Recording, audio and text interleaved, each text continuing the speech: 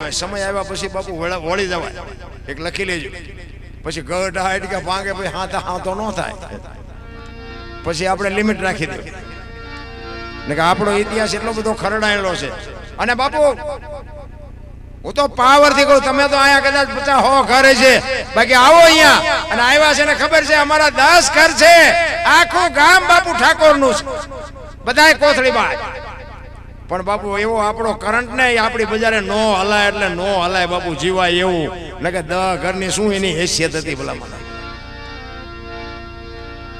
રહેવાનું ખુમારી થી તમારે બાજરો જોતો લઈ જવાનો 2 મણ બાકી ઊંચી નીચી વાત નહીં કરવાની કારણ કે બાજરો દેવો એ આપણો ધર્મમાં આવે એ આપણામાં આવે કોઈ ભૂખો હોય ને દેવો એ આપણો ક્ષત્રિયનો ધર્મ છે પણ ક્ષત્રિય સામું કોઈક બાયું ચડાવે ને તો એ ભાંગી નાખવાનો ધર્મ છે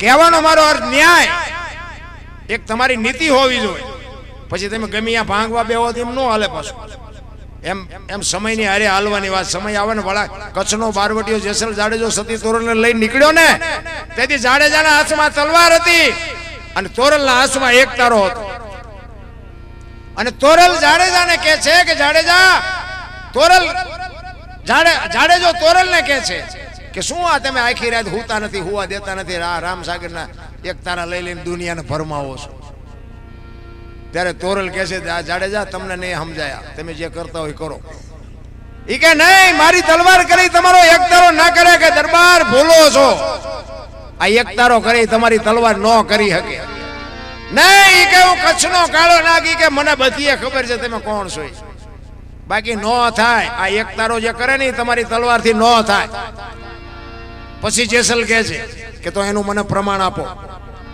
અને આ પ્રમાણ વાળી વાતો છે ને એટલે આ દુનિયા ટીંગાઈ રહી છે એની વાહે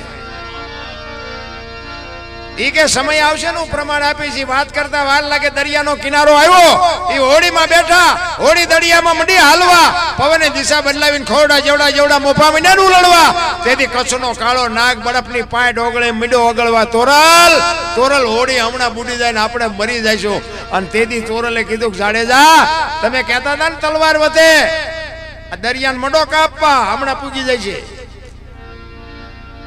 ઓલો કોરોના આવ્યો ત્યારે લગભગ જાડેજા નહોતા તલવાર્યું હાથમાં આમ નામ રહી જાય કરીએ ક્યાં કાંઈ મારી વહુ છે મારો છોકરો છે મારા બાપા કોઈને અડતું નહોતું આપણે બેન પાસે ઉભા હોય કઈક પૂછતા હોય ને એમાં ભાળી જાય શું અવાજો કરતો હતો કોરોના વ્યાજ એટલે તમારી બહુ છે અડો ને કોઈ વાતમાં છે જ નહીં રામ કચ્છનો બારવટીયો તોરલ પાયે રાહ મીડો રોવા તોરલ હોડી હમણાં બુડી જાય તોરલ કે છે જાડેજા તમે જેને માર્યા ને એ બધાને જીવવું હતું પણ લોહીની શેડી ઉડેમાં મજા આવતી હતી ને મરી જાઓ વેલું મોડું મરવાનું તો છે પણ એમ બાપુ મોત સારું લાગે કોઈને કોઈ આટલા બધા બેઠા છો આમાં કોઈને એવી ઈચ્છા કરી ઝટ મને ભગવાન લઈ લે અને ઈચ્છા હોય તો કોક વાત કરો તો કોઈનું કલેજું નો હાલે રામ આ તમે આ થીર થઈ ગયા છો પણ હમણાં કાળો નાગ નીકળે ઉભા રહ્યો હાંભળો મોત અઘરું છે રામ કચ્છનો બારવટીયો ચારે બાજુ નજર કરીને આરો ન દેખાડો એમ આપણો છેલ્લા સુવાસ હશે ને તેથી દીકરા ઉભા હશે ને ઘરના હશે ને કુટુંબના હશે બધા હશે પણ બાપુ બચાવી નહીં કહી તો કોક એવો જો ભજનનો કોઈ સદગુરુનો એવો સથવારો હશે તો મોત સુધરવાનું છે નકર રોતાય નથી આવડવાનું તોરલ પાએ રગ અને તોરલ કે છે કે ગભરાવમાં જાડેજા હું તમારી હારે છું હમણાં અમારો અલગ ધણી હોડી પુગાડી દે છે હું કામ મુસાવું છું પણ એ રોકાય આવડા રોકાય એ વાત કરતા વાર લાગે ને આમ દરિયાના કિનારે પૂગીને લાકડી પડે એમ તોરલના પગમાં પડ્યો કે મને આ મારે બતાવો કોની પાસે બાપુ વાતું કરી અને આખી જિંદગી બાપુ જીવ્યા પછી જાડેજાએ જે ઝેર પીધું છે અને દુનિયાએ જે એની માથે વિતાડી છે ને એ જાડેજાનો આત્મો જાણે છે અત્યારે અમારે હિંમત દશા છે તો અત્યારે અમને રાંકા મોઢામાં આંગળા કરે બોલો અમે તેમ કે તમે મોઢા ભેગા થયા થોડા એટલે કે આનું ટ્યુશન અમારે અહીંયા રાખવું પડે તમારે પણ નથી આ દુનિયા કરવા નથી દે સાંભળવું નથી કરવું નથી કોઈને કરવા દેવું નથી હું તો એમ કહું છું કે આવા કંઈક કામ હોય ને નડો નહીં ને નડો તોય માતાજી સહી કરે બેટા તું હારામ હારો શું નડો નહીં તોય, દો નહીં તો કઈ નહીં. એક સુરદાસ હતો ને, આમ દીવો લઈને હેલો જતો હતો સુરદાસ, બે આંખે. કોઈક ડાયો માણા હામો મળ્યો. એ કહેલા તું તો સુરદાસ નથી? કે સુરદાસ તને દેખાય છે? કે ના. કે દેખાતું નથી તો દીવો લઈને શું રખડે? એ કે દેખાય એ મારી યાર ભટકાય નહીં, તેમાં દીવો રાખ્યો, મને પસાડે છે આવડે આંખું વાળા. અને સાચી વાત નથી. ઓલો નક્કી કર્યા વગર પગ ન મૂકે તો આપણે 40 લાખના દેણામ કરી જાય ત્યાં ખબર પડે કે મોટી ખાઈટ પડી જાય. સમજીને હાલવા જેવું છે બાપુ. મને તો એમ થાય કે અત્યારે છોકરા કાજુ બદામની વાગેટ કરે, બોલો અમે તેમ કે એ ખાવ અમને પાર લઈ નથી ચડ્યું. નથી લાગતું સમય જીવવા જેવો છે? પણ એવા બાપુ માણસના મન થઈ ગયા ને, કોઈને કીધા છે આમ માગણ આવે ને તો ડેલી વાડી કરી. એમાં ગામડામાં કઈ કે સારું, શહેરમાં તો એ આગળ જા તારા જેવા છે ઠેઠ સુધી. ક્યાં જાય ભોગાવામાં? એક બટકો રોટલો દે ને ભલામણા નો દે, કારણ કે ખબર જ નથી ભૂખ શું, ખબર જ નથી એને. એટલા જ માટે મારે ને તમારે બાપુ આ જીવન મળ્યું છે ને, આનંદ કરી લેવાની વાત છે, મોજ. મને તો એમ થાય કોઈની માથે વજન છે ને, બધા લઈ લઈને ફરે છે. મેં કર્યું, મેં વાડી કરી, મેં ટ્રેક્ટર લાવ્યો, હું ભેંસું લાવ્યો. તા જા તાર લેતો જાય ને બીજા વાપરશે. જ્યાં ભજન, જ્યાં વાતું છે ને, ત્યાં બાપુ કઈક ને કઈક પ્રાણ છે. એમ નામ કોઈ દી બને નહીં. મેં હમણાં કીધું ને, માયા સુધી ગોઠડી, વજરના ગાળા, હાંગા બાપુ હલવાણા, કઈક સેડા ને કઈક પડા. ક્યારે બન્યું? કોને બનાવ્યું? હાંગાજી દરબાર છે એની સાખી છે. પેલા વેપારી છે ને, વેપારી શહેરમાં વેપાર કરે ને અને ઉધારે આપે. પેલા તો ઉધારે આપે, એકાબીજા વિશ્વાસ. અત્યારે કોઈ વિશ્વાસ કોઈનો કરતું, હગા ભાઈનો કોઈ નથી કરતું. એ વેપારી 8 દિવસ સુધી ઉધારે આપે ને, રવિવાર જેવો કઈ દિવસ હોય ને એટલે એ ગામડામાં ઉઘરાણી કરવા જાય. એટલે એક વેપારી બાજુના ગામમાં ઉઘરાણી ગયેલો.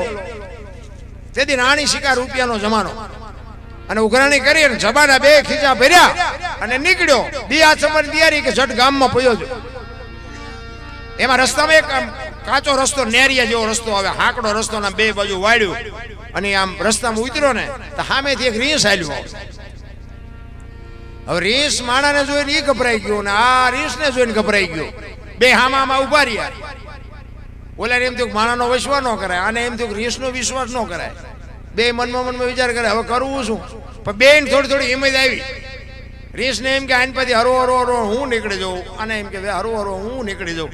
એ 2 આમ પડખે આવ્યા ને તો રીંછે વેપારી સામું જોયું, વેપારીએ રીંછ સામું જોયું ને 4 આંખ ભેગી થઈ ને એટલે ઓલા વેપારીને થયું કે મારો દીકરો મારી નાખશે. એટલે રીંછના કાન પકડી લીધા. કાન પકડી લીધા પછી રીંછ કે હવે આ નો મને મૂકે. એ મીઠો ઠેકડા મારવા. ઓલાને એમ થયું જો મૂકી દઉં મને મારી નાખ. ઓલો મૂકે નહીં, આ છોડાવા આપતે અને પૈસા જબામાંથી પડ્યા હેઠા પડવા. ઠેકડા મારેલ પડે. વિચાર કરવા માંડ્યો કે મૂકી દઉં, જો પૈસા મૂકી દઉં મને મારી નાખે. મારે જે પૈસા કરવા માંડ્યા, હવે કરવું હું? 2 ઠેકડા મારતા હતા ને એમાં હાંગાજી દરબાર ઘોડી લઈને આવ્યા. નજીક આવ્યા ને પેલો વેપારી કે એ બાપુ આ કે રીંછને જોઈ કે ખંખેરું પૈસા ખરે પૈસા. નજીક આવ્યો ને બાપુ એ જોયું પૈસા પડેલા જ તે. બાપુ કે અમારા ગામની સીમનું છે ને તું શેનો ખંખેરા? એ કે બાપુ તો હાલો તમને પકડાય તમારા ગામમાં. બાપુ ઘોડીએથી ઉતર્યા ને બાપુ કાન પકડાઈ દીધા. એ કે બાપુ મારા ખેરવેલા છે મને લઈ લેવા દેજો. આ કે લઈ લે હાલ છે પડે ભેગા કરીને ઉપાડ. એ પછી પૈસા ભેગા કરીને જોયે છે વાણિયાના હગડ પડ્યા છે. એ દોડ્યો જેવું છે. એ પછી વ્યાજ ને બાપુ મીંડા ખંખેરવા. શું ખરે? એટલે સંતોન લખવું પડ્યું માયા સુધી ગોટડી, વજરના ગાળા, હાંગા બાપુ આમાં હલવાના, કંઈક સેડ્યા કંઈક પાળા. આપણે નથી કંઈક હલવાના હોય એવું નથી લાગતું. જીવન અમૂલ્ય છે મારા રામ, જે તમારું મોલ ન થઈ શકે. એક આપણો દેહની રચના છે. મને એમ થાય કે આ દુનિયા તમે જુઓ તો હરિયા સડી હરિદ્વાર વાળા કે દ્વારકા જવું, સોમનાથ વાળા કે પાવાગઢ, તો સાચું ક્યાં છે?